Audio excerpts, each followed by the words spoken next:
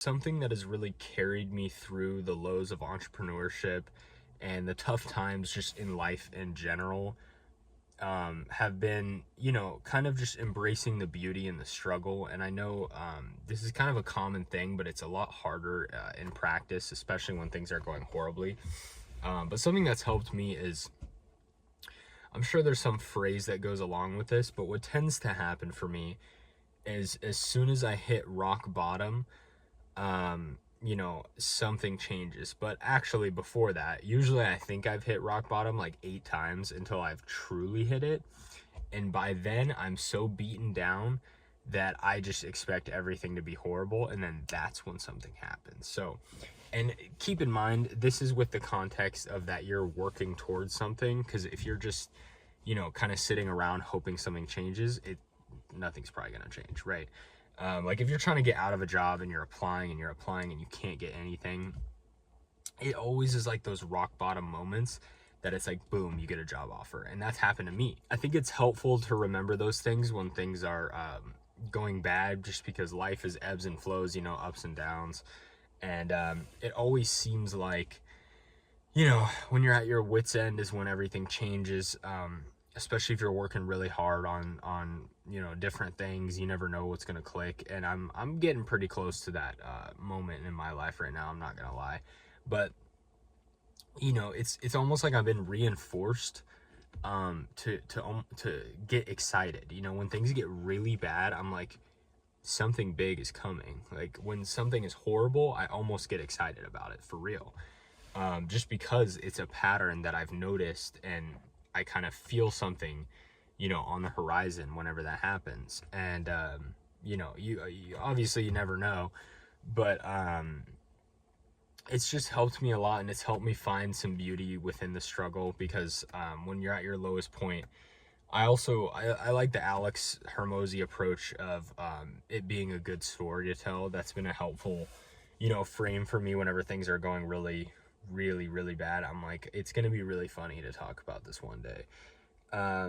And you'd be surprised how often that comes up, because like any issue in life that you have, if you can think about the story you'll tell about it, it really does make things a lot just a lot more bearable, and you can kind of find the humor in it in the moment a little bit more.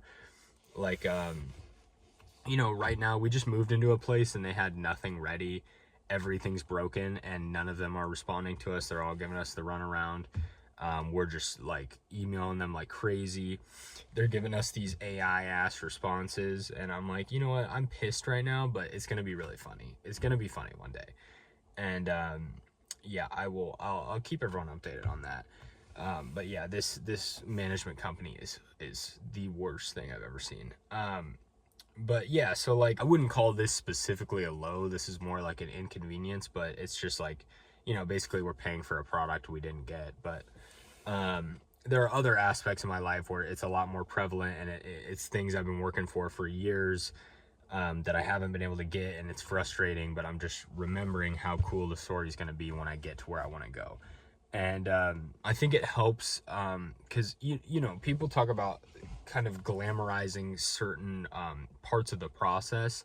And if you think about it, everyone loves hearing those underdog come up stories, right? Like, I'll use Hormozi as an example as well, because I watch all his stuff and listen to his things. But like his stories of being at rock bottom, I lost it all, whatever, and then I made it back in a month.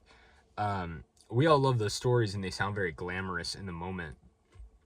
Or I guess when you're hearing it, it sounds very glamorous, but when you're in the moment, it's horrible. It really is. And it's hard to convey it with words after the fact, especially because you're not in that and you're glamorizing it to yourself. But a lot of the time, it was a lot worse in the moment than you remember. Like I look back at my retail days of like doing that and doing all these things on the side to try and make extra money so I could just live. And I look back and I'm like, oh, life was so simple. It was so fun. No, it wasn't. It sucked. It was the worst thing ever. I hated my life. I hated it. And, somehow I'm able to look back. And, see, even I say that now, and you probably are just like, Like, it sounds kind of glamorous as being like, oh, I used to do that, and it's not at all. So just, remembering that in the moment and trying to glamorize it, like romanticize that struggle and be like, wow, this is so hard, but I can't wait to be able to talk about this in past tense of all this grind I had to do. And it makes a good story, and also you really feel like you earned it. But basically, try to have some fun in the hard times, and try to think about it differently, and I think it'll make it a lot easier to push through in those hard times.